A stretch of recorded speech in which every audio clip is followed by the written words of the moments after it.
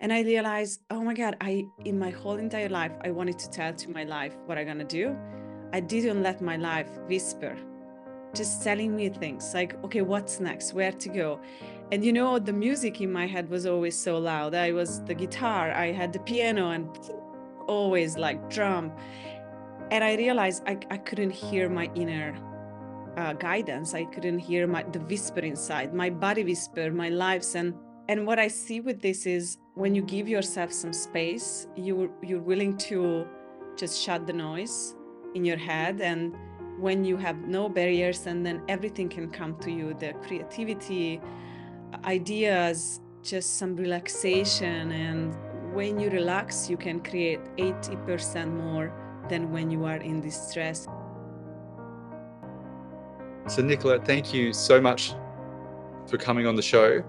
And you came very, very highly recommended from Dane Herr, who I spoke with only a few weeks ago.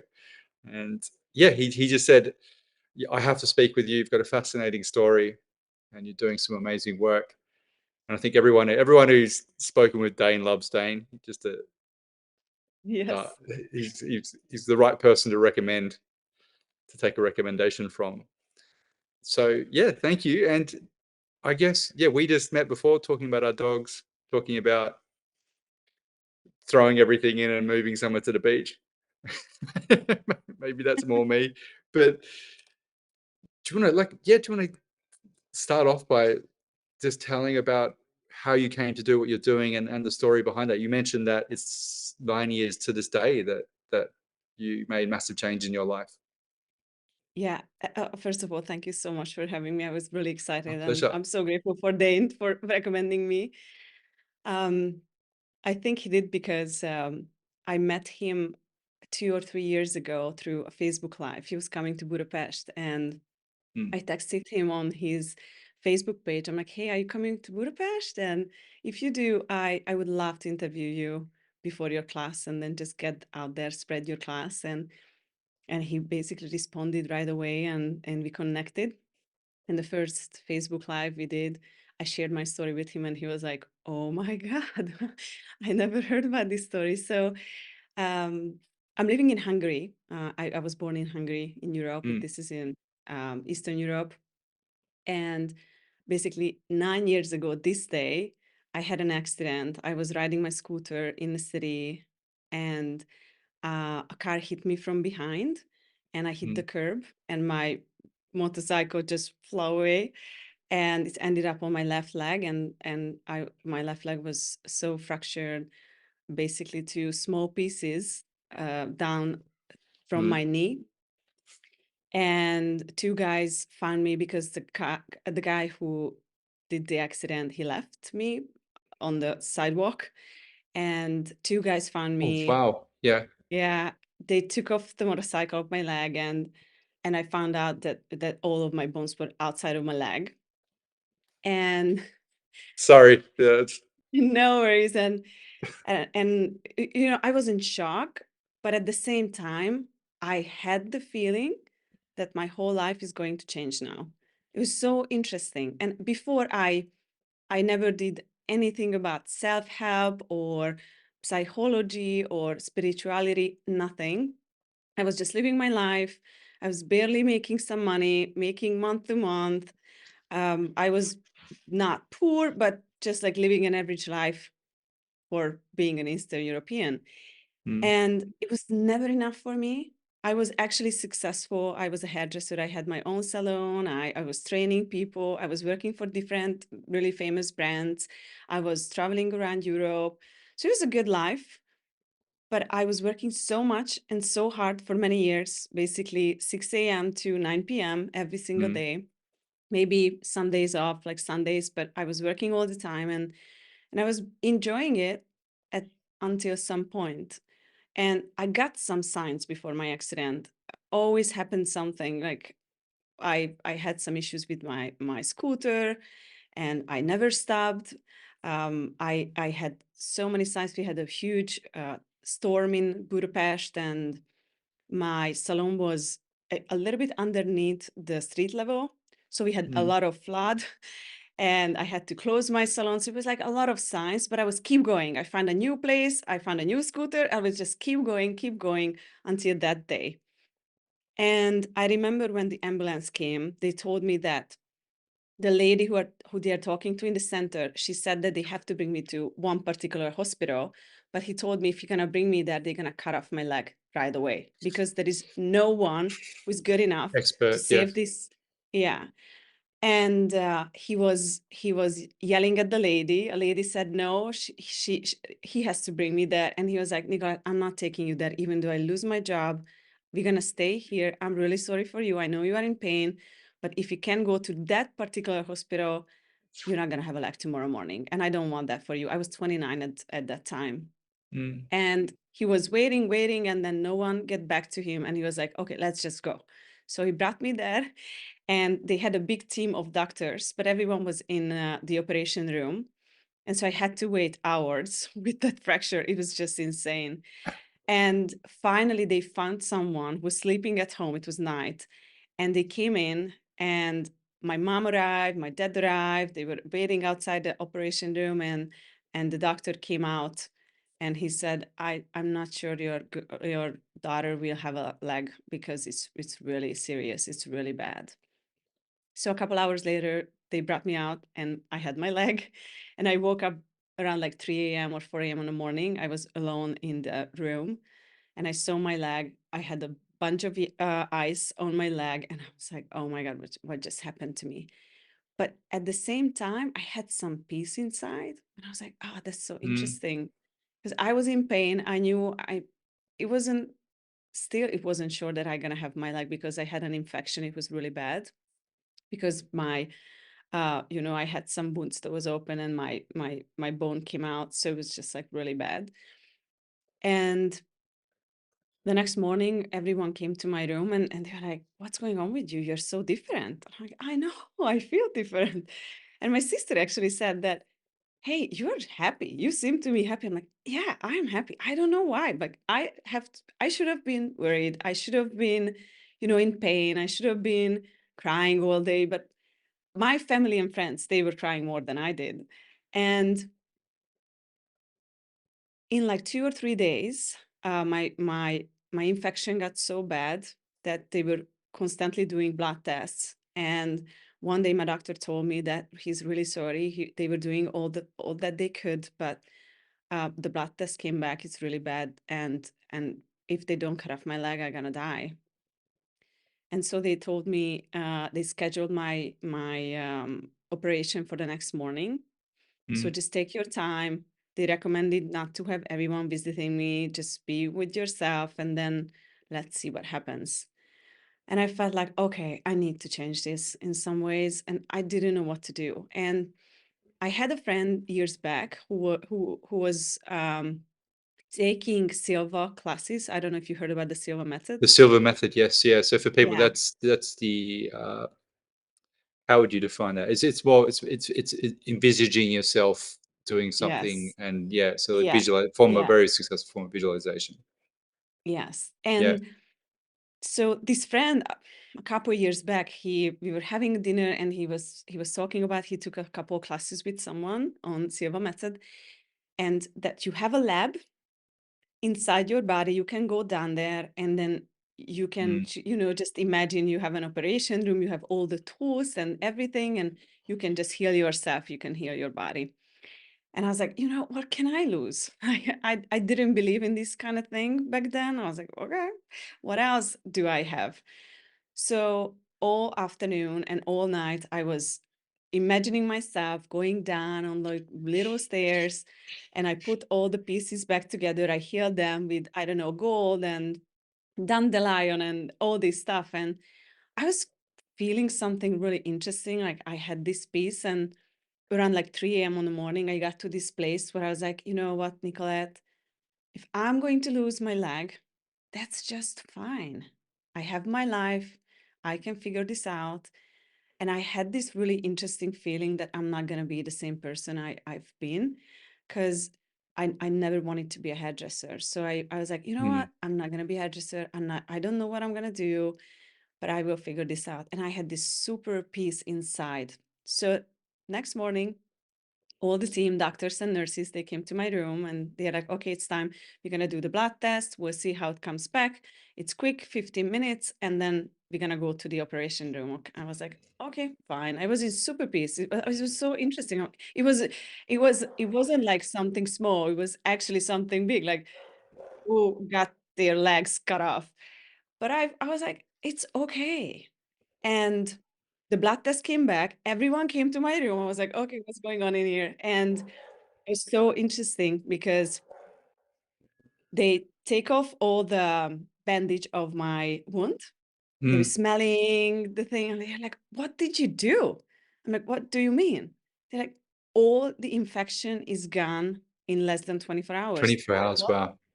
Yeah. And I was like, I don't know. I think I healed my leg. They're like, you did. And so they canceled the operation. And then my journey began from there because it was sure that I can have my leg. The only thing was that uh, I needed more operation, but they couldn't Mm. do it because my doctor was afraid if they, do something to the wound, then it starts again. So they were like, let's just not Wait. do anything for now, wait, and then see what happens. And then everything was just gone in like 2 weeks. And in 2 weeks, I could have the next surgery. And then I was in bed for 1.5 years. I couldn't move. Oh, So wow. Yeah. but Did you yeah, have, was what Netflix, was that Netflix subscription time too early, or was that, no. no, I'm just So joking. I I mean, I'm not saying that's what you did, but yeah, that's a long time to be yes, so it horizontal. was two things that was happening at the same time to me. Like no, three things. One is my mother came to my room and she said, you have to call your clients because you have to tell them that you are not able to work for the next 6 months. And Mm. I told to my mom, like, hey, mom, I'm not going to call anyone. I'm not going to be a hairdresser anymore. She's like, you crazy. Like, you don't know anything else besides being a hairdresser. I'm like, yeah, I know, because 3 years ago, I wasn't a hairdresser and I did something else. So I going to figure this out. And she was really mad at me. I had no money because as a hairdresser, I was living month to month and I was not able to work. And I was living, I was renting an apartment and I was living by myself. I had no relationships. So I was just me. Mm. And my parents wanted to move me back to their house, but I knew if that's the case, I'm going to die. I can't live with them anymore. It's not something that I love my parents, but no, and I knew if I'm gonna go back, I will be so depressed. It's not the life I want to live. And Mm. that was the first time when I knew that one of my choice will change the course of my life. And even though it's hard, I'm going to figure this out. And from that moment I made that choice, magic started to happen to me. So I was able to go back home and I had to pay my taxes. Otherwise, I wouldn't get help from the government. This is how it works in Hungary, right? It's different a little bit than in your Huh. country. No, it's not so different, but yeah, yeah, that sounds quite Yeah, brutal. Yeah. yeah. So I had to pay my taxes, and I had some money from my parents, and I wanted to look at my bank account, how much money I have, so I could have a friend who can bring some cash to the bank, so I would have money on my account and I can pay my taxes. And I go to my bank account and I was like, there was 10, no 10, 60 extra, which I thought I have in my bank account. I thought I had 50,000 forints, whatever, which is Mm. something, and I had 1 million forints. And I was like, what? What? Great. What Great. is that? And I realized that the insurance company just sent me some money. And I called the lady who was my contact with the insurance company. I was like, hey, I got all of this money. What is this? And she's like, oh, that's just some money for now. So you can start your life and then all the rest will come after your surgeries. I was like, wow, this is interesting. And she's like, I never saw this happening to anyone. It's not how it works. They're gonna pay when you heal. And I'm like, okay, thank you. And things like that. I had more money than before when I was working. So I started kind of realizing that money not just coming from work, but you can create money just by being. Mm. And I went home and I couldn't move. So my parents bought me this really car that you can put some cups and stuff, and so you can move stuff in the house because I wasn't my scratches and I just couldn't take anything to my room. So I was like trying to work at everything by myself, and it was so hard to, just take a shower took me 2 hours. It was so Mm. not easy for me being by myself. And so the first couple of days I found myself scrolling on Instagram, scrolling on Facebook, seeing everyone's beautiful life. They just got pregnant, they just got married. And I was like, oh my God, I'm 29, being single. My leg is what it is, and what I'm going to do. And, after a week, I realized I can't do this. And I looked at one of my journals and I find a sentence. I said, I want time for things that I had never time for. I want time for myself. I want time for healing my body. I want time to just be. And I'm like, oh my God, I just said 4 times in one sentence that I want time, time, time, time. Here you go, Nicolette, you got your And you've time. got yeah. Goodbye your self. And through that story, I realized, oh my God, I got everything I was asking for. So I have to take advantage of this so I can go down the road. Oh, my life is so sucks. This is so bad that Mm. this happened to me. Or I can go the opposite way, saying, okay, let's make the best out of this. So, and the third way was I had to go to therapy every single day for 6 hours because my leg was really bad. Wow. Yeah, So this that's this is what I was doing, the three things, like trying to create some money, being home and taking advantage that I have time, and then going to therapy where every day I was told I'm not gonna be able to walk ever again. It's not the case. It's not gonna happen. And I might beg my doctor after a year that please cut off my leg because it's in pain. They told me it's impossible to not be in pain all the time. And I was sitting there, I always told to my doctor, I'm like, I understand you have to tell me this because yes, I mm. understand, but this is me. I can change this. Like I know. And they called me UFO. I'm like, I'm not, I'm like, I'm like, so sorry. And so that was the three thing that was happening to me for 1.5 years. And what I did with my time, I was like, okay, obviously my life is not working for me, so I was not really happy. I was a drug user for a couple of years, and when I stopped using drugs I jumped into drinking. And basically as a hairdresser I finished at work at 9 p.m. I was Mm. riding my scooter back home, go to the small grocery store, and I remember one day when I stepped in, the guy at the grocery store just grabbed the wine, put on the counter, and then I was like, oh no. That's that's bad. And just my life wasn't working for me. I didn't know what I was always depressed, being at home after work, watching the ceiling, thinking about like what is this? Mm. I was blaming my parents, I was blaming everyone around me, and I realized after my accident that I got a chance, and there is no one else who would change my life for me. It's just me who can change my life. And a friend of mine called me one day and told me there is a class in Budapest about releasing, like learn how to release. It made no sense to me, to my brain, what is releasing and letting go. But I was like, oh, I need that. I think I need that. Mm. And even I wasn't working in that year and a half. I took so many classes. So I started off with the releasing class. And that class was facilitated by a friend. Now we are friends, but he was the facilitator, and he was talking about access consciousness. And I did not speak any English back then. And I couldn't even say the word access consciousness. But he had a book, maybe I have the book with me now. The How to Become Money workbook from Access Ah, Consciousness. okay. And Yeah, yeah, I know that one. Yeah. I had the money to pay for the class, but I had no more money, so I couldn't go out lunch. I could not do anything. But somehow I managed to have some money next day, and I bought the book. I went home, I started reading the book, and I was like, I don't understand this, but inside I knew everything that was in the book. And I'm like, this is Yeah. not something that I never heard of. And I started reading a book, and I asked this person when is his bars class, and I wasn't working obviously, but I don't know. It's just so interesting.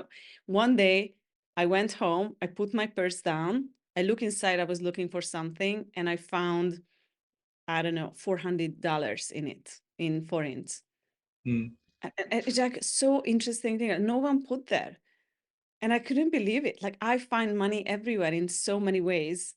And I was able to go to a bars class, and then I went to a foundation class, and my life never been the same ever since. And it was so mm, easy. I remember my mentor who did the class, the foundation class. He told me the story years after that. Uh, his partner asked him about the class, like, how is the class going? And he's like, finally, there is one girl. She knows everything. And that was me. And he's like, you just knew everything. I was fascinated. Like, I said things before he said it in class. I'm like, yeah, yeah, because of this, right?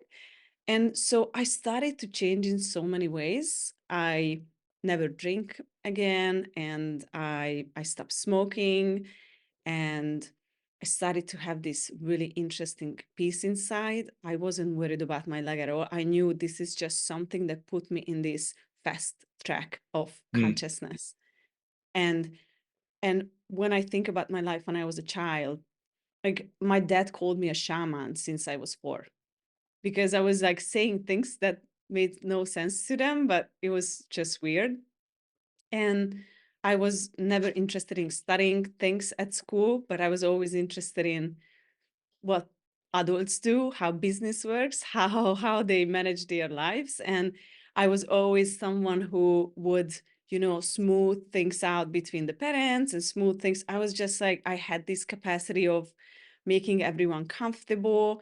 And I had this, it was really interesting. Since I was a child, I was always this, I tried to empower everyone. Like I knew, let's say my grandmother felt uncomfortable in a situation.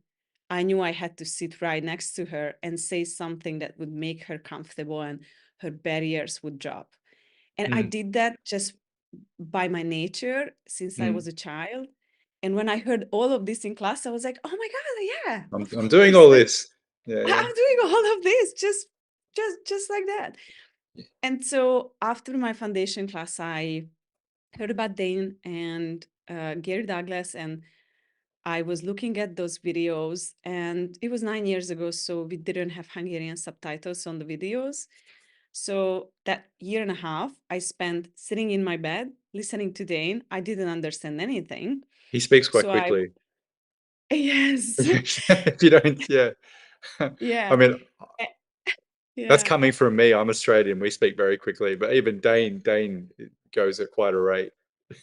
yeah. So it's hard to And learn. I was so interested in what he was saying. I was like, I'm gonna look. Like, I spoke Italian.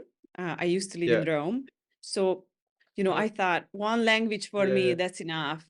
But like English, I was never good at school, and also my teacher told me, "Hey, never try to speak English. It's not for you." So I got the point of view, and I was like, okay, that's not for me. Brilliant. So I went for Italian, and I was listening to Dane, and in less than 6 months, I spoke English because I just wanted to know everything he said. And I knew one day he's going to be my friend. I just knew. I knew. I just had the picture. I'm like, one day, yeah, I'm gonna meet him. And here we are. God, there's so many directions I'd like to go in. There's a few comments, and then I'll follow up with a question. Because I'd really like to go for people who haven't had exposure to access, and just to give them a quick overview, because a lot of people I know feel that self-help can be a bit cultish. Like I know that people can have that reaction, and they're like, "What?" Whereas for me, like a lot of this exposure to this stuff is, and particularly with access consciousness, it's just asking yourself better questions to alight your own intuition and your own internal guidance. That's basically all it is. And we unfortunately are in a culture where we aren't given those tools from a younger age. And in fact, as you said, when you were a child, you had a lot of that intuition naturally. And I think I was somewhat similar, but then it gets pushed down by schooling, by all the things, because it doesn't really fit within the framework of the current system. I'm glad to see that's changing. So it's just, yeah, it's basically the things that you said, you already know, and it can come in so many different teachers. Whoever you gravitate toward, it's all for me facilitating that.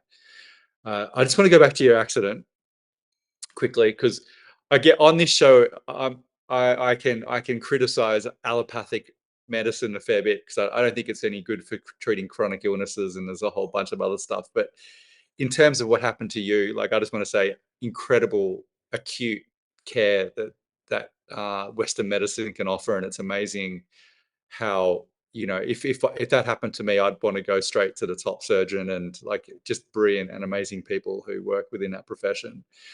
And then secondly, when you mentioned the silver method and the visualization for healing, there's actually, I interviewed uh, a gentleman, his name, it's bad of me to forget his name, it will come to me, but he's one of the pioneers in helping Western medicine bring in the mind body connection. And one of the studies that was run at a huge university in the States was that visualization. So it possibly was, it wouldn't have been the silver technique, but it was a form of visualizing yourself as healthy. And it's up to a 40% healing rate, like with all the patients. That's wild that it's still considered somewhat strange by the mainstream. Yet it's like our bodies are designed to heal, and who's going to heal them other than us? Like where Yeah. like obviously when you got broken bones and compound fractures and horrific things like that, you need those put in and bolted. But the internal healing and particularly for chronic conditions and the beliefs that can facilitate them. So that's it's just so interesting hearing you say about you just mentioning your childhood, and then you're basically internally guided, and then the peace that came over you in that situation. I've heard other people who have had similar really horrific injuries say similar things. People who have seen the positive, even at the darkest hour, they've still there's an essence, there's a core of their spirit that's seen this is working for me in some way. Uh, I sorry, yeah, think go. I think when you have nothing left, you got closer to your being. Your Mm, being yes, start to yes. come out. And then this is when I do feel guided ever since I was a child. I was so Mm, many really interesting situations where I felt like there must be something else that's taking care of me because that was not easy or not like it was so interesting. And but first of all, I want to go back when you said cruelty. I you know I got that in Hungary because after my accident mm, I started to share my story on YouTube, mm, and until I was not going too deep, it was just fine when I was talking about my accident and just mm, like being on the surface. But then when I started to go deeper, especially when I became a facilitator, people thought, oh, that's just so weird. And the mm. facilitator's word in Hungary is just like doesn't compute. Yeah. So people don't really know what I was saying. And at the beginning, I was losing friends and people around me, and I was getting many bad comments. But I knew I just have to keep going. Mm, And even until today, I always say, yeah, that's fine. You can judge me. It's okay. I see you when you get ill, when you get a divorce, when you lose your loved one. I see you there. And so many people showed up in my class after saying so many bad things about me. I was crazy. I was this, I was that. And so many people telling me, I just couldn't listen to you. I don't even understand what you are saying. mm, But then at one day, something happened to them, and that kind of forced them to look at life and creating their lives in a really different way. So, I feel like I never go and try to uh, defend myself about that mm, because I really believe that consciousness means that it includes everything and judges nothing. So it's mm, okay for people think what they think and live the life they want. It's mm, not my business. And I always go and look at my life. And what is for me is I know that I always say there is this casual reality where people judge. They never ask a question. They just living their lives in this autopilot. and Mm, never questioning anything. Like they do the same thing, the same coffee in the morning, the same breakfast, the same road they drive, the same grocery store they go. They do the same thing every single day. It's just not working for me. I like to change things every single day. I like to change the road. I like to change, like, I don't really use my GPS or Google Maps because I just like to be lost. And sometimes, I'm just driving and I use my intuition. Okay, left or right. And I always get there in less time than the GPS would say. And it's just a different way of living. And it's depend on what you want from your life. And I feel mm, like what you just said, so when I was a child, I especially remember around like 4, 5-ish, my parents had a really bad relationship because my brother died and it really mm. impacted Jesus. our family. Yeah. And that was when I started to trying to heal everyone and smooth out things and just make my parents happy and everyone happy around me and just empower them to be them. And Mm. then, as school came, you don't really ask a question at school. Like they ask you the question and you have to have an answer. And then basically, when you come out of school, you became this robot. And then you don't question anything. You have all your answers and you try to figure out everything. And I do realize for myself that the universe and life works actually opposite way that we live it. And this is what I wanted to figure out for myself because I saw, okay, I drop off school around like 20 university. I was like, okay, no, this is just not for me. I drop off school, I moved to Italy, and then I saw my life until 29. That is just, I tried everything. I did everything, but it's still not working for me. I did it all. They told me this, I did that, it didn't work for me. They said that, it just didn't work for me. And I was like, if that's life, like I don't want to live it. I'm out. I'm just out. And when my accident happened, something shifted in me and I started questioning everything. I'm like, do I want to live the life I was living? I'm like, no, I don't want to live that. Okay. And then I realized that I have nothing really left but these tools that I learned at class. And what would it take to just try them To live and them. Yeah. use them? And it was 9 years ago. I'm 39 now. And I created a company. We make $2.5 million in Hungary. We have Wow. Yeah. 9.8 million people only in this country. And I create recordings every day. And I make $2.5 million with that only in Hungary because my business is focusing right now just on in Hungary.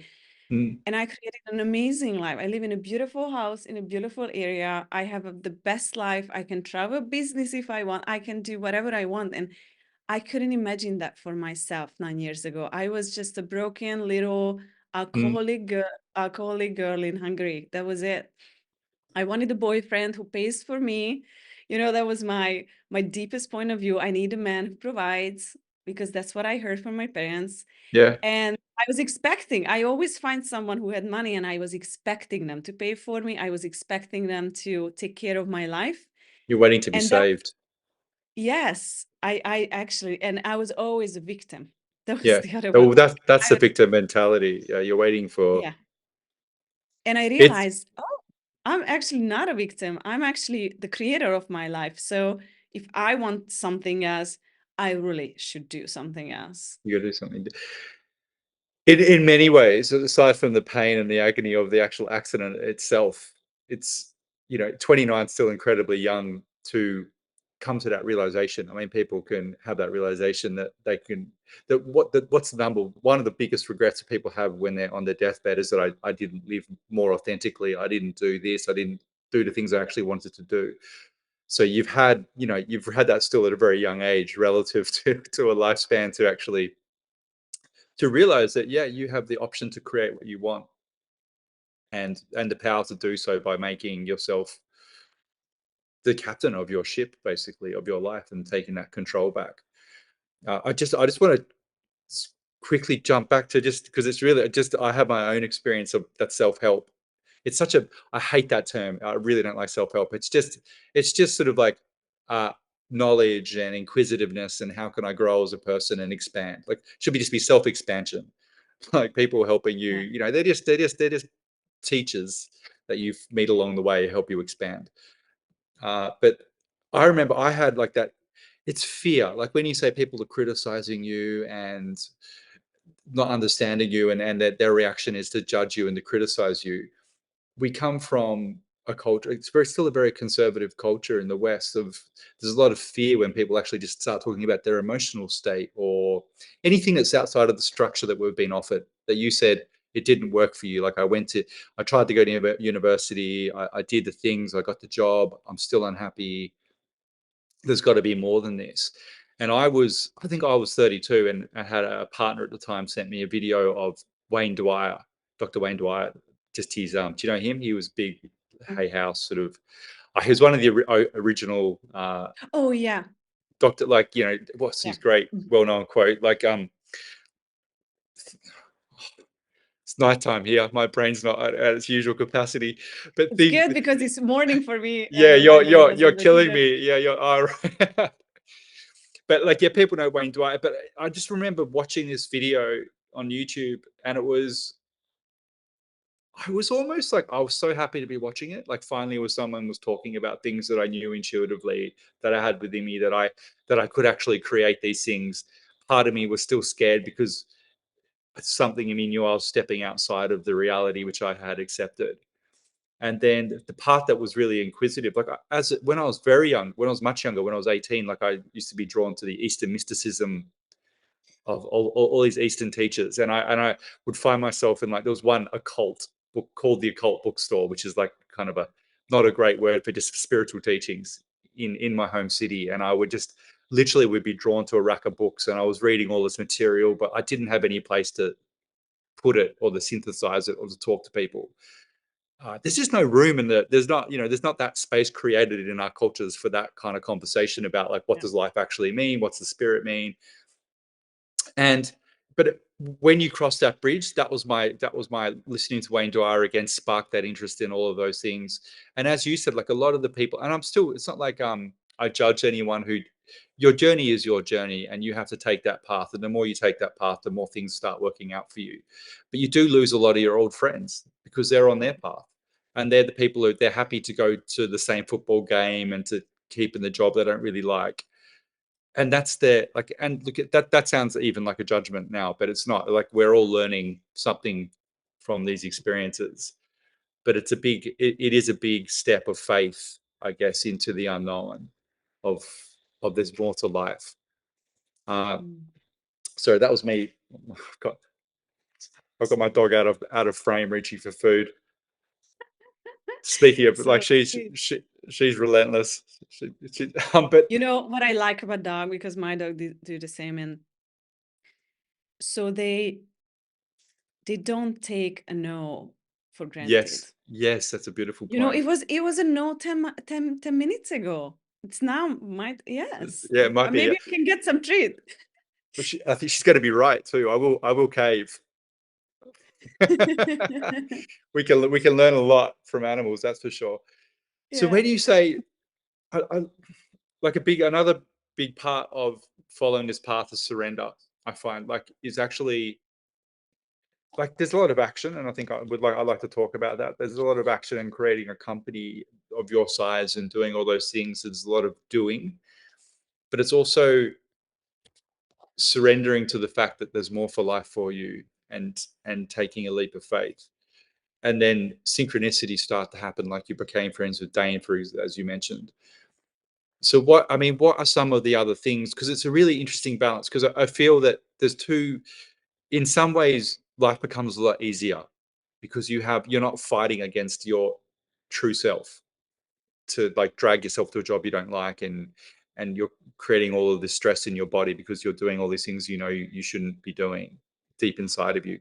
But then equally, it's not like you make that decision and everything's, you're still a human being.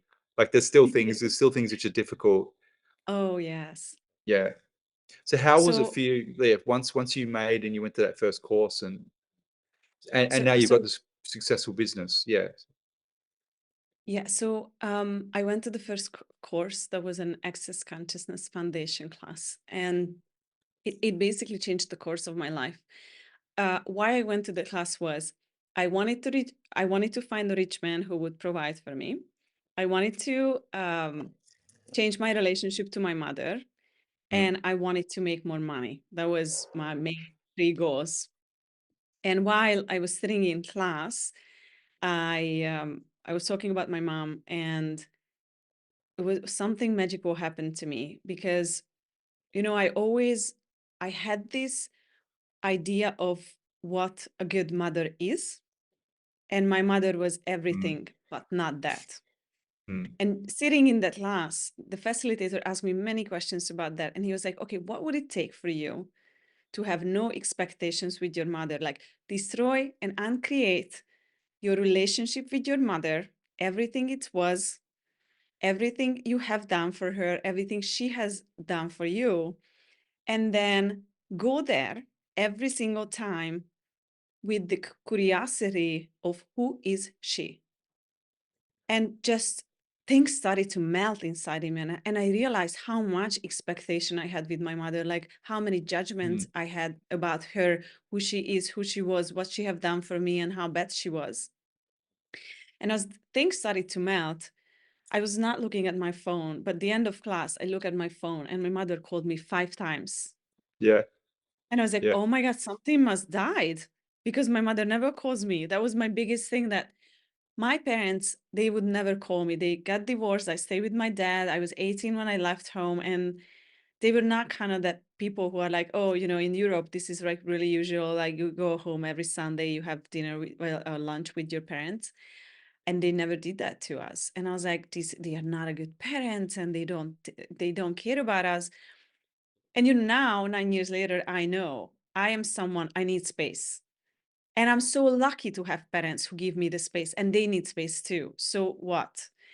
But I was so needy. That was my personality back then. And so I called my mom, like, hey, what's up? All good? Like, why did you call me so many times? And she's like, I just really need to tell you how much I love you.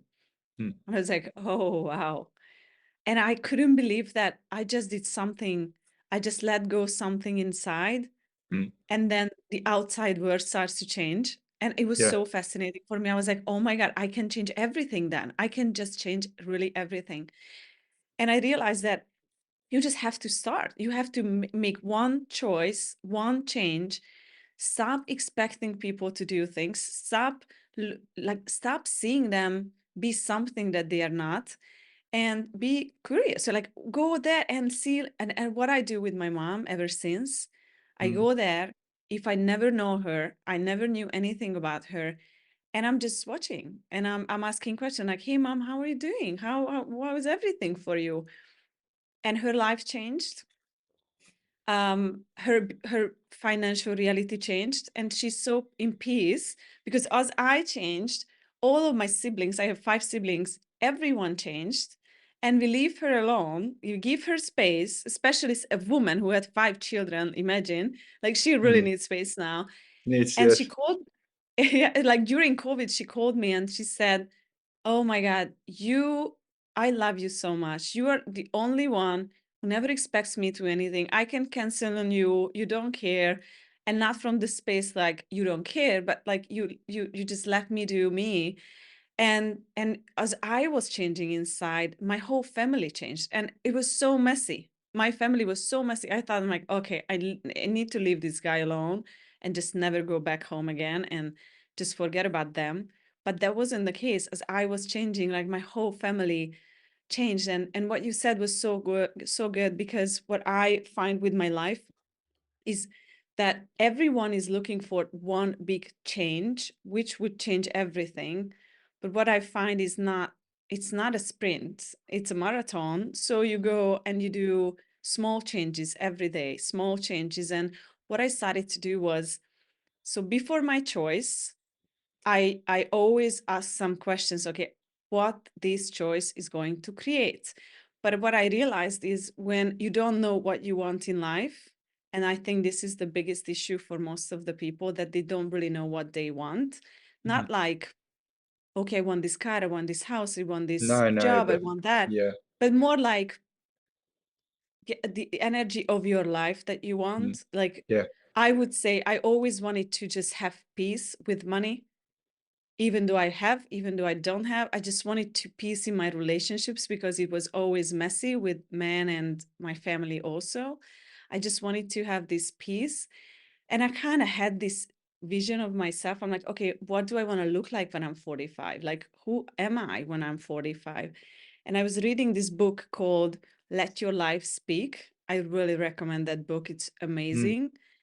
And in that book, I read a sentence said, what if instead of you wanting to tell your life what you want to do with it, what would it take for you to let your life tell you what you could do with it? Or let your life speak to you, what your life want to do from you. And I realized, oh my God, I in my whole entire life, I wanted to tell to my life what I'm gonna do. I didn't let my life whisper, just telling me things like, okay, what's next? Where to go? And the music in my head was always so loud. I was the guitar, I had the piano and always like drum. And I realized I couldn't hear my inner mm, guidance. I couldn't hear the whisper inside, my body whisper, my lives. And I'm living a life now. I feel sometimes I'm in the matrix because I'm like, I have all of this information just like coming to me. But as we talked before we started this podcast, I told you I'm like, I need some space because it's just so busy, and I'm working 5 years ago, basically nonstop. And and what I see with this is when you give yourself some space, you're willing to just shut the noise in your head, and you give yourself some space is when you have no barriers, and then everything can come to you, the creativity, mm. ideas, just some relaxation. And when you relax, you can create 80% more than when you are in this stress and doing mood. And so for me, starting from that class, so many things changed along the way. I met someone, we got married, I moved to the United States. It didn't work out. We got divorced. And then I moved back and I was like, I was broken again. So it wasn't for me like this fairy tale story, because my divorce was a little messy. It was not easy on me and my husband also. So after my breakup, I was really I see the word really dark for like a year or so. I was not really creating anything, and I felt like I lost my dog, I lost my husband, I lost my life. And then here I am back to Hungary and I have to start over. And one morning I woke up and I had an old phone. It was on the charger all night. In the morning, I took off the charger, look at my phone, and my battery dropped to 1%. And I was like, my first thought was, oh no, I need a new phone. Second thought, oh no, I need a new boyfriend. And I was like, oh, come here, Nikolett. So I sat down with myself and I'm like, what was that? That's interesting. And finally, I was able to catch myself in a situation where I have a point of view, and that what creates my life, because your point of view creates your reality, not the other Yeah, way yeah. around. And I was like, what is that? And I realized that I was told so many times when I was a child that, oh, you need a rich man or you need a wealthy husband. And just that one thing that I realized with myself. And I was like, Mm, okay, it needs to end. That's not true. I have to go and create my own life. And that was the first, I feel like that was the first day of my life, because I was free to create my life. And I put myself back to the driver's seat. And I was like, okay, I am the source of my creation. Not money, not a man, not my parents, not someone else outside of me. And during that process, it took me 2 weeks basically going through so many things came up for me. And I realized that how much I made myself a victim of everything, of my relationships, how many relationships I had because I had a point of view, I need a man, but I hated to be in the relationship because I just wanted to go and create my life. But I had a point of view that I'm not able by myself. So I always needed someone. mm, And so I finally started to create my life. And I was like, okay, so what do I want? What do I want to create? And just one thing was for me, I'm like, I think everyone should know that there is something else available out there. And I'm gonna go no matter what. and I'm going to show the world that there is something they can change their life, they can change their body, they can change their relationships. And I am the best example of that. So I'm being really vulnerable.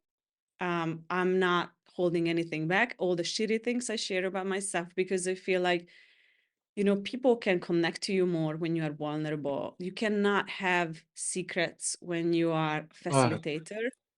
yeah. But it's not a highlight. I think it's really important to, if someone feels particularly stuck and they're just opening to this stuff, it's, as you said, it's like a fairy tale. It's like a continual unfolding of deeper and deeper layers of beliefs that you need to address. But I can only speak for myself. Like it gets you, I guess the tools get better in you, but you become more adept at dealing with these things within yourself and understanding when they come up.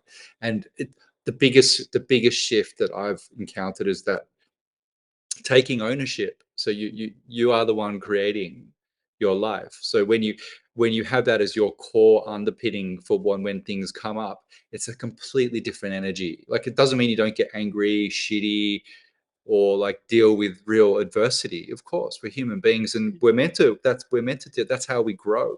But it's viewing it with a bit more detachment and a bit more, okay, solution orientated. If I'm the one creating this, then I can create it differently for myself. And yeah, Wow. it's a much more beautiful energy.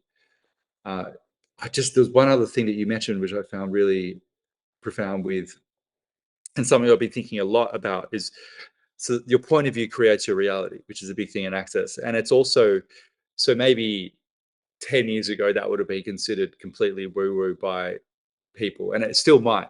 But in 2 years ago, the Nobel Prize for physics was given to three physicists who have basically proven through many years of experiments that reality is non-local, which is to say, in short, we create reality when we observe it. So we're creating reality through the observation. That is so difficult when you actually sit with that. That's difficult to get your head around. And they don't just give the Nobel Prize to people for a couple of experiments. Like it's only when it's really well proven science. So Mm. sit like that is what. So that's exactly the same thing as saying your point of view creates your reality. It's like, but it's also the thing that I found within myself is that we have stories. We're all living in stories about what's possible for us, and from our parents. And like yours was like, I need to find a man, and mine was like, I had parents who weren't. They weren't. I grew up poor. Like they gave me everything they could, but they always had very negative views of money, which ended up, so my dad would make money, a lot of money, then he'd end up losing a lot of money, and it was just this. And I can see now those patterns, and I obviously inherit those patterns, and I had similar patterns going on in my life. But that was a very, I guess money is a very explicit and obvious thing that we can struggle with because it's so obvious when you have no money. It's like, shit, I got no money. This sucks. And then you see people with, it's a really obvious one for us. But then, so that stories I can find, that's it's not easy to address. Like you've got to do some digging, but it's obvious to people. But then there's all these other stories we have about ourselves, and we might not even know it's a story. Like what you just said, when you looked at your phone and had 1%, I need to find a new boyfriend. Like that's, who knows when those things suddenly present, but we can have all these other things which are really holding us, stopping us from manifesting, not manifesting, but just experiencing the life that we truly want to have, because there could just be some story and we don't even know where it's running in the background. Yeah. It's really wild when you start like unpacking all of this stuff. That's why I'm sharing with you all of this, is because, like even now I am in a breakup, and Yeah. and and it started a month and a half ago. We are kind of the end of it, basically, because we were working together. He was working in my company. We were creating together for 2 years, and it wasn't just like, okay, the relationship doesn't work and then we go separate ways. We had things to figure out and how we're going to manage it later. But I realized that so many people have a point of view: when a relationship ends, it should be bad. It Mm. ended because the relationship was bad. No, the relationship ended because it ended. Like, why would you make it wrong? And I realized how many times in the past I was like, oh, the relationship didn't work, so it means it was a bad relationship. No, my relationship actually was really amazing. It's just come to an end because he changed so much because he wasn't doing access, and he started to do access with me. He's a certified facilitator now, and he changed so much, and I didn't want to hold him back. And I changed so much during this time, and I felt like he was pulling back. He was, putting himself always under me, and it was really obvious in the past 6 months. And I was like, hey, it's just not working for us anymore. I want you to thrive. If I would have been the same person I was 10 years ago, I would enjoy it so much that you give up yourself for me. But this is not me. I don't want this for anyone. I don't desire this from everyone. I want you to be you in your own space, and don't do this. And he realized during those conversations, he's like, oh my God, I gave up myself so much for you because I just wanted to be with you. And I had this one idea, one point of view. I need to be with you, and I would do anything. And as we were discovering this, we both realized, oh my God, it's just not working. And we were so vulnerable. We shared on a Facebook Live with everyone because obviously everyone saw us growing together, and in the company also. And he had a membership under my membership. And so as we were going through all of this, it was just the most beautiful journey for us to discover ourselves, and also for me seeing myself, how much I have changed in the past 9 years. Because, you know, who would tell someone, even we have a good relationship, like from the outside, it was the perfect relationship. We were the perfect couple. But inside the relationship, it was just, this tense or heaviness or something that started Mm. appearing a couple months ago. And then I ended up seeing this, and we could just change it. And yeah, I'm not the happiest person in the past month, because obviously this is affecting me also, and not just my personal life, but also a professional. But you know what? I'm willing to be uncomfortable. And I think what most of the people don't willing to be or do is being uncomfortable. Yeah, And I'd rather I be see, numb. yeah, and But this is what I see. When your life is comfortable, you can be sure that your life is not changing. mm, And that was one thing for me in the past 9 years, realizing I like to be uncomfortable, because this is where I see I am changing. My life is changing, and change is not always comfortable. I would say 80% for me is really uncomfortable. And I really have to use my tools to not going down the road you just said, being angry or being in mm, fear or worrying about things. But I love it. I even when I was a child, I just loved danger. And mm, I think this is what happened to me mm, also with my business. So when I started my business 5 years ago, after my divorce, I didn't know anything about money, business. I didn't know how to create a business. I just knew one thing: I want to do my thing. And for that, I need a business. So that's why I have a business. Otherwise, I wouldn't have a business. I just wanted to do my thing. And I was so enthusiastic. And I think this is so crucial in creation, is having this this enthusiasm every day for everything you do. And when you don't have it, let it go, look for it's time to something move on. else. Yeah, it's Yeah. that excitement. I had a conversation with a lady called Jan Ingalls Smith, who she's a amazing multiple different things she does. Like she shamanic practice, a lot of shamanic practice in helping people go into past lives. And but we had a conversation about manifesting the life you want, and one of her main teachings is that enthusiasm. You need to feel the excitement toward the thing you're doing, because it's that energy and emotion which actually creates the things you want. And it's probably the surest way that you know you're not on that path, is when you're feeling just a dull deadness towards something. And it's not to say you don't have days where you're like, oh, I'd rather be doing something. Like there's always days where you, Yeah. and it's just knowing when, if you're having very long extended periods of that feeling, then yeah, there's something seriously wrong, and that's you being told that you need to do something. Either you'll be hit in the head, or you can choose to change earlier. Like the Yeah. universe will get you one way or another. Like as with you, like your health or financial, whatever it is. Yeah. 'Cause- But And yeah, sorry, go on. sorry. No, no, go ahead. No, no. Oh no, I was just going to say with the uncomfortableness, it's also that's another thing that people can practice. It's like I used to do a lot of. I probably should start again now that we're having a conversation about this, but like long distance running, like, and it would be there's periods of that where it's the worst thing ever. Like it is like like you're in agony. It's awful. You just like your voice is saying, "Why the hell are you doing this?" And if you weren't doing it with other people, you would stop because like it's just like. But you've got peer group pressure. No, but like there's all this. I'm talking like ultra marathon, like long crazy stupid stuff. Wow. But the beautiful thing that that teaches you is that there's ups and downs. Like then you have moments of euphoria within that because you get all the endorphins. And then when you finish, as soon as you finish any race, the first thing you're thinking of is when's the next one? Because you get such a rush of joy and accomplishment and all these things. So it's this muscle that you in your head that you actually practice being uncomfortable, and you know that at the end of that discomfort, you get rewarded. Uh, Mm.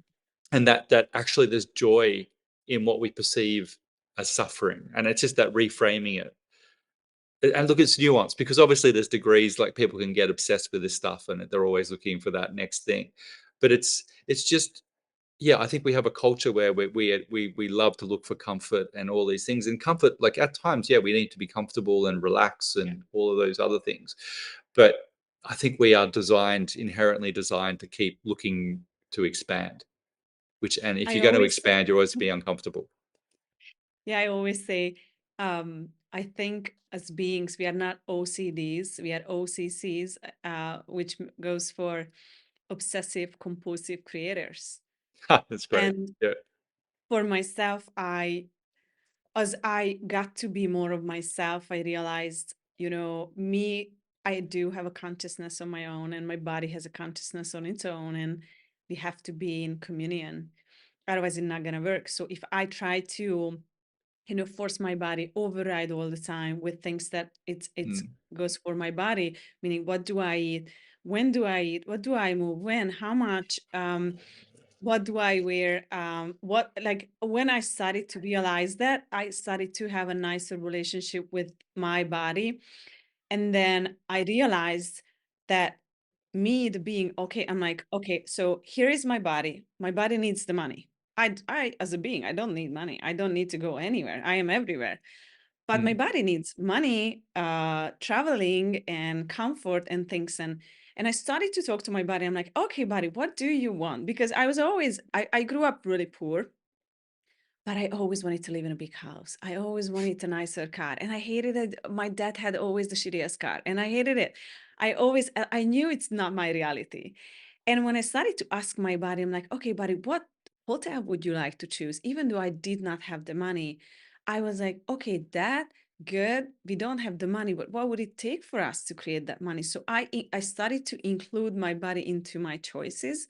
So when it came to anything, um, to do with my body, I would ask it, traveling, clothing, things, and I created so many things through just that, doing that, communicating my body, and just asking my body, okay, if you want that room next time, then you have to help me to create the money. And your body has consciousness, like your body Mm. is able to So much create. consciousness. Yeah.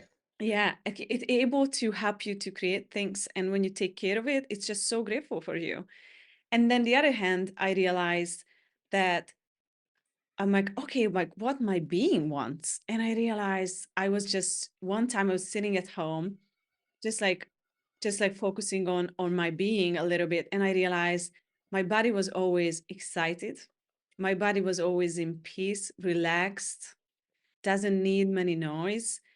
And my being is able to create with this elegance when I just do this, and I change the whole universe. And I realized, because that's what we started this conversation with, is I started my business 5 years ago, and I did so much. I have thousands. I think I have 20,000 recordings, Wow. more than 400 more than 400 podcast episodes. I have Yeah, you weren't hundred, messing around. yes, Yeah. so many things. And I did classes, like I have the biggest classes. I have 400, 600 people in my bars class, just one class. I have 120 people in my being you class. So I have so many people, I move so many people. And I realized one thing with my work is when I stopped wanting to be interesting and I started to be interested in people, then mm, everything changed because I realized when people want to be interesting, they want other people to be interested in them. mm, And I realized, uh, this is not what I want to create in a world. I don't care. I don't want to be famous. It's not about that. It's more about when people can rely to you. They just feel like when you talk and they're like, everything you just said today, so many people can, just connect to you because, oh yeah, that happened to me. Yeah, that happens to me too. And when you're mm, being vulnerable, because what I feel with what us beings, like no one is more than the other. It's the choices that we make makes us different. mm, That's it. Like only your mm, choices. I'm not more than anyone and no one more than me. It's just mm, that my choice and my points of views and my judgments makes me different mm, from everyone. But if I just be the being I am and I let mm, my being shine and let it out a little bit more, because I don't know what about you, but I was the biggest hider. I was mm, hiding in my whole entire life. I'm like, I didn't want to be judged. I don't want to be seen. I'm like, I'm just a nobody. I don't know. And I was hiding myself so much. And when I went to an access consciousness class, it was the very first time when I was empowered. I said, I never have money. I have this money issue and I have always have problems. And my facilitator told me, can I have a question?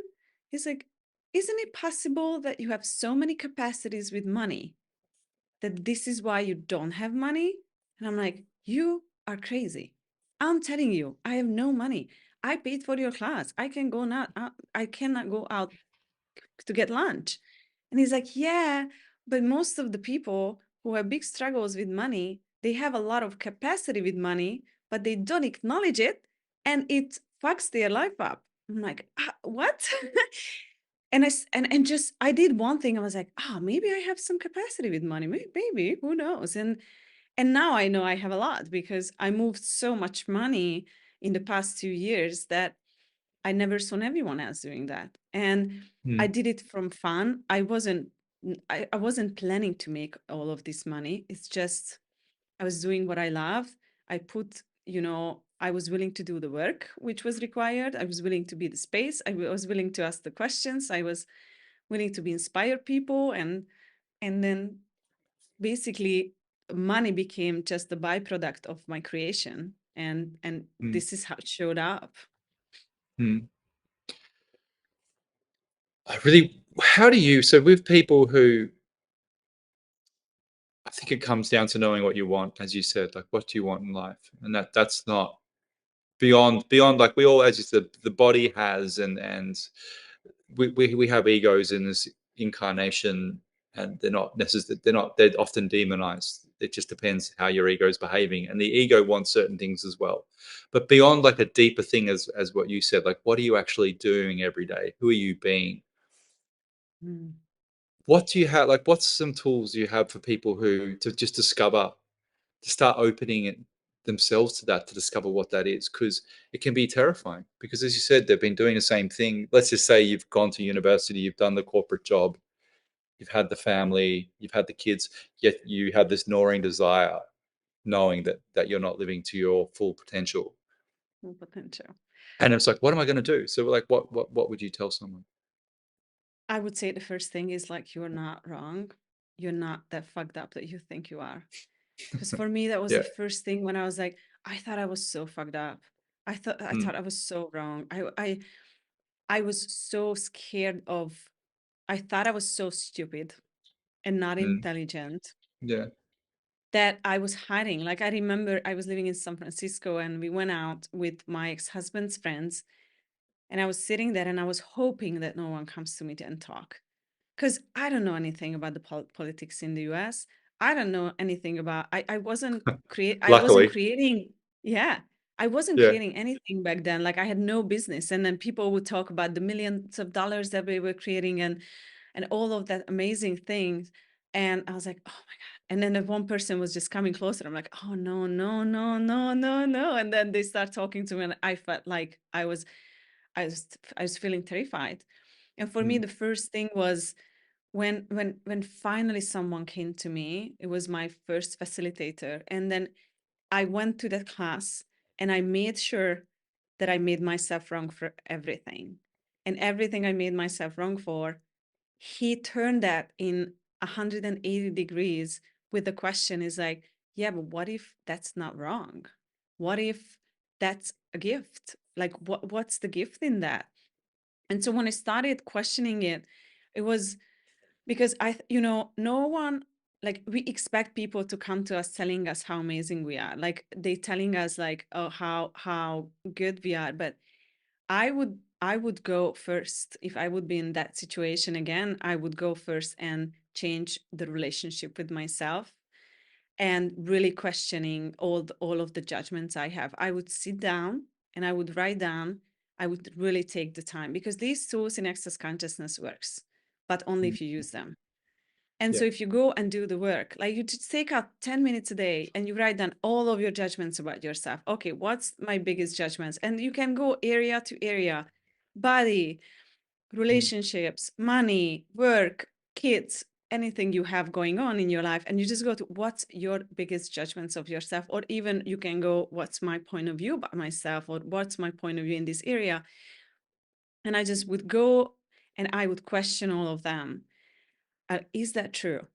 Like, is it really, is this is mine or someone else's? Is belong to me? Because don't forget, like, until you get 35, 99% of who you are is a program.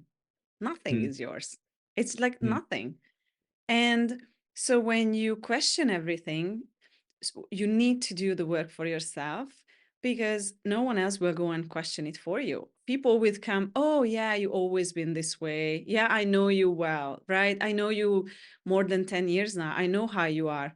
No, you don't. I don't know yeah. who I am. How could you? So Yeah. you go and question yourself with everything. You go, okay, because we have the tools. Who does this belong to? Which means 99% of your thoughts, feelings, and emotions not belong to you. You are psychic and you are aware. You step in the room and you have a bad gut feeling. It's because you are aware. You are aware of something in someone's words. You are aware of someone's Mm, stress or something. And so when you start questioning yourself, is like, is this mine or this is someone else's? If you feel lighter, it's not yours. Send it back to the sender and then you get lighter.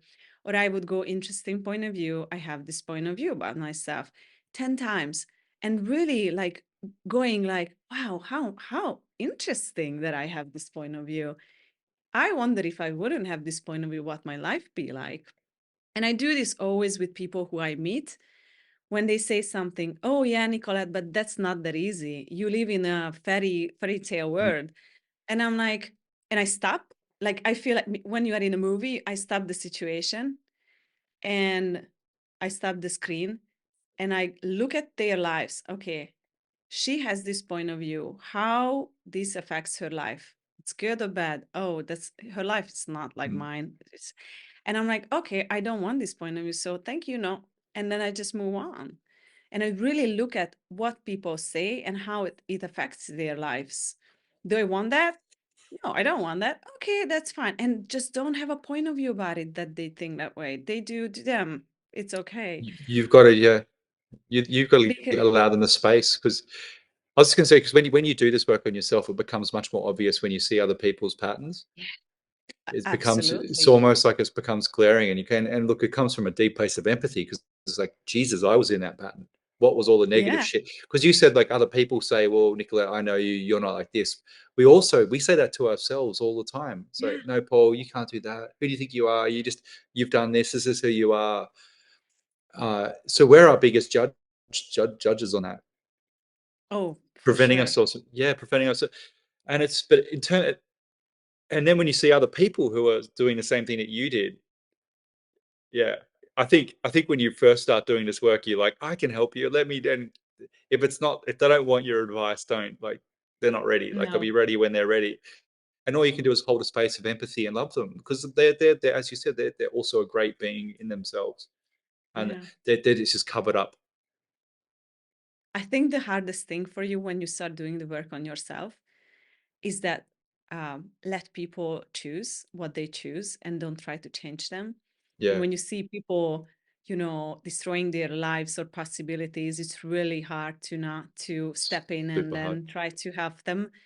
But when you learn not to do that and let people, because let's say someone would save me from my accident, I don't want Mm, that because I yeah, wouldn't be the person who I am today. So because I have that experience and I see one of my friends or I see one of my clients constantly choosing into something disaster, like something that is going to be a disaster in their lives, I'm like, I give people tools when they ask for it. If they don't ask, I don't do anything. And it's the same thing because how many of us healing people with our bodies and how many of us healing people who can't even receive the healing and then mm, be stuck in the problem.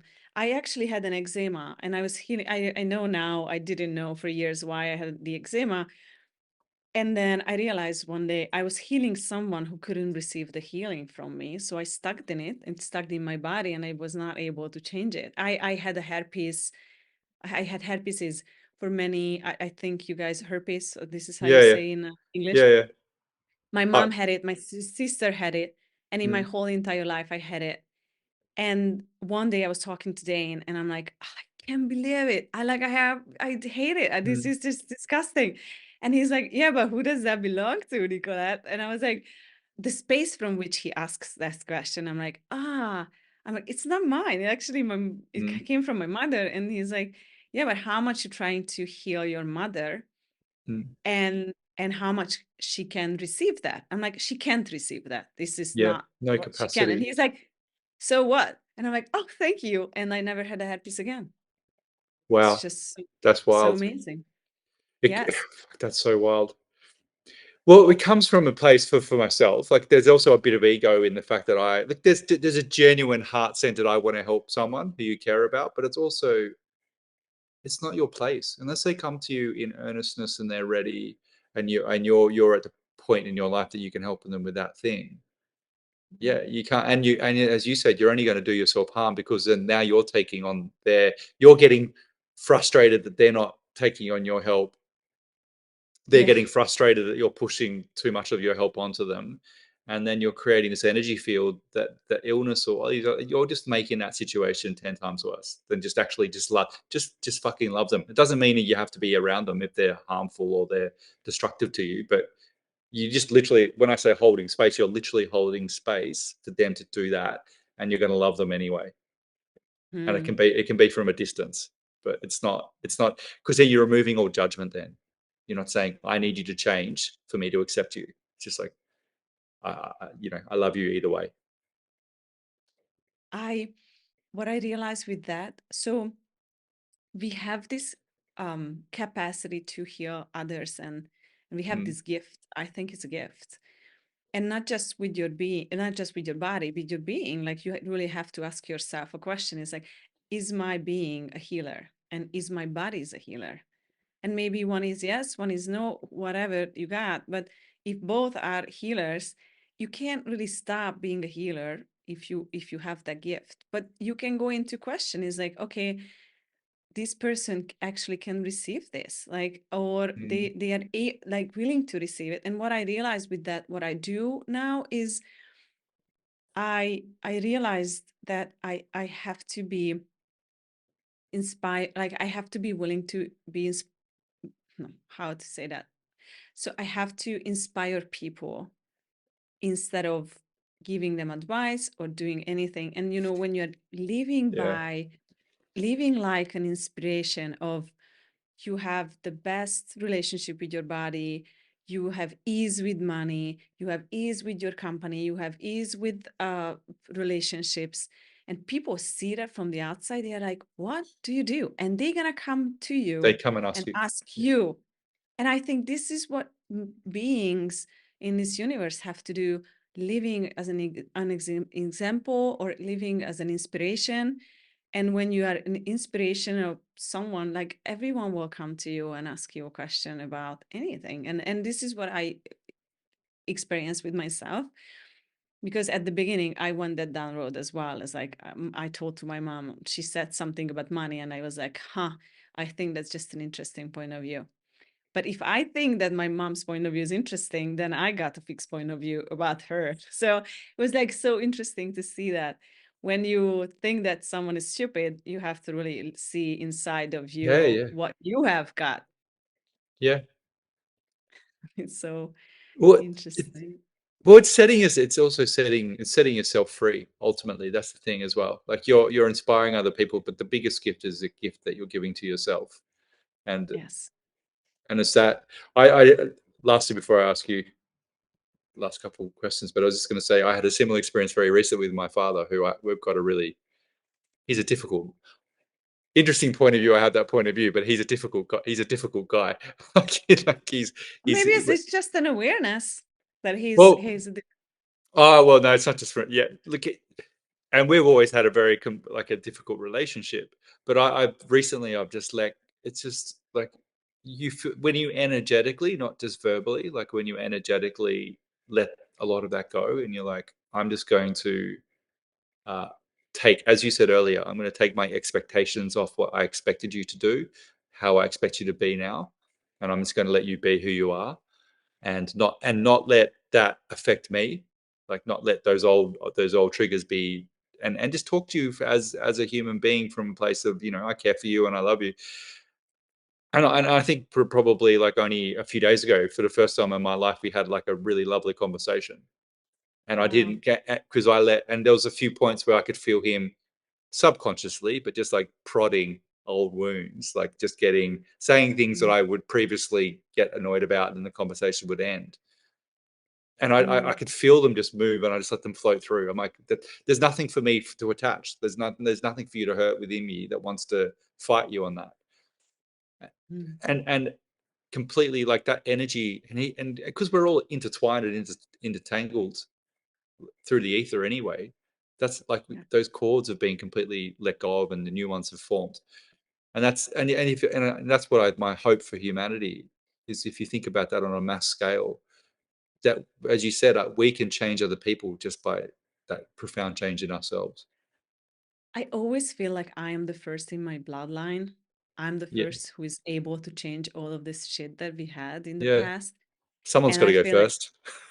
yeah, and I was like, I want to be first in everything. Someone the first who makes money, because my grandmother was, taking care of animals. That was her job. I'm not sure what's the That's right right. word for that, but like no one had a Yeah. degree in my family. No one spoke ever. No one spoke a different language. They were living in a little town doing like, average works. It's nothing judgeable because they were happy in some Mm, ways.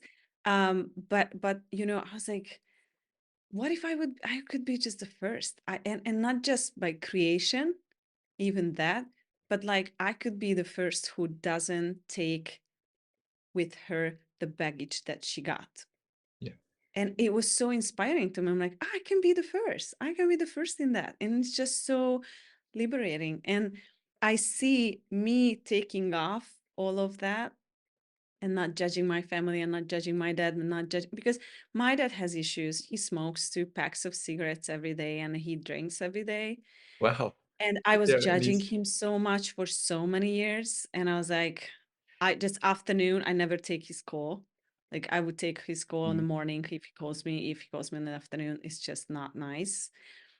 And I was just so much in the judgment with that. And I realized that's his life. Let him choose for himself. So I stopped saying anything about it.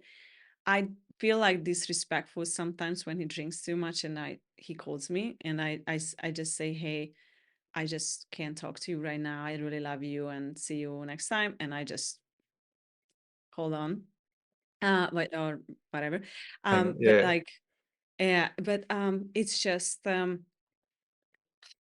so good to be the first and choose for myself. And it's just so nice. And we are able to change everything if we choose. We don't have to carry on all of that, what we got Mm, from our family and parents. And I see my sisters changing. I have 4 sisters, and it's mm. just amazing to watch them change. So it's just It's like that 4 minute mile. It's like when the first person ran that 4 minute mile, and then the next year, like no one could do it, no one can do it, and then I think there was like 14 people who did it the next year. yeah. So it's exactly the same thing. Like that's how people start living their true self, their authentic reality, whatever that is that they wanted that to be. And other people go, you're giving permission to other people to do the same. I love what you said because in Hungary, I started to have these big classes. So I had 100 people in my bar class and then 200, and I always wanted to double, and then I had 400, and then and with now in December we were planning a 600 people bars class. And in Hungary we have two more people who had already 100 people in their bars classes, and I can see my creation opens up the universe and then all the possibilities for other people, and now everyone is starting to have big classes, and I see all of my impact on that. And I also see, because so many people in business, they start to compete with each other, and I realized Mm. instead of that doing, I am willing to outcreate everyone, and I let people outcreate me, because if they are not willing to outcreate me, they're not going to outcreate my limitations. But they are willing to outcreate my limitations. Now I can go more, and I will be like, oh, I'm gonna outcreate you now. And then I go, and then they go. And it's so that's what I wanted to say with you just said something about, when you create your life, and then it's not always just like you go No, God, and no. Yeah. yeah. And this is what I see with my business also. Is so many times I had these ups and downs, and I just don't care if people would outcreate me, because it opens up something, and I'm willing to just let my business make less money this month and then more money next month, and then just letting all this chaos a little bit be in place, because otherwise, if I step back and I look these 5 years, I came here to here. And Yeah. yes, I had so many ups and downs. If I zoom in and I look at one day or 1 week or 1 month, yeah, sometimes I make less money in a month than, I don't know, previous months. But in the meantime, if I zoom out or I do this helicopter view, my business rocked in the past 5 years, and it's just so amazing. And we go so fast, we go into the judgment. Oh my God, something is wrong. We made less money or something is, and this is when your point of view kicks in. You say, oh no, things started to go wrong, and then you create the point of view, and then things start to go down. And what I do instead, I'm like, yeah, we had this month, maybe the business needed some relaxation, Yeah, and maybe need a breather. Yeah. yeah, and then what else we can do next month, and then how can we create that and just be the space for that. Mm. Is there anything I didn't ask you that you want to share with the audience? Maybe just one thing is, what if you're not wrong? This is my biggest thing with myself, is just anything you have now in your life and anything you are worried about and made yourself wrong for, what if that's not relevant and this is not who you are? What would it take for you to go and discover yourself, and then peel those you know layers out and just let your being shine? And we are infinite beings. We are everywhere. Everyone is inside in us, and we are not.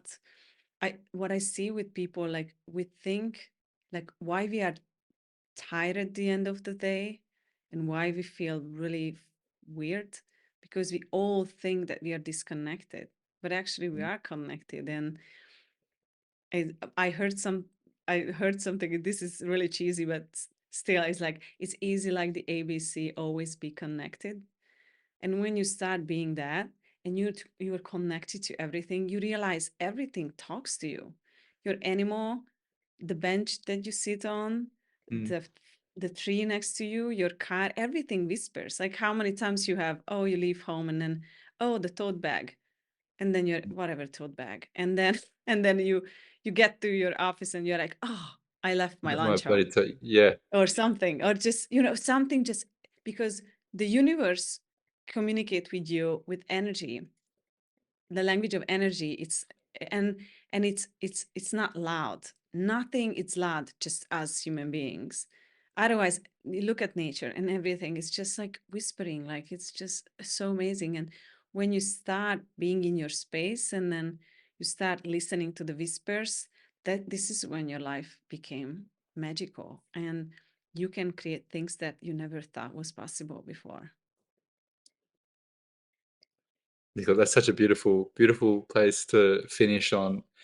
And I will all the link offs to all your work, your see you've got a book. Thank you. I'll Yeah, I put have that in my all book. the your It's coming in English. It's only in Hungarian at the moment, but we are working on the English version, so it comes around January, hopefully. okay, Yeah. great.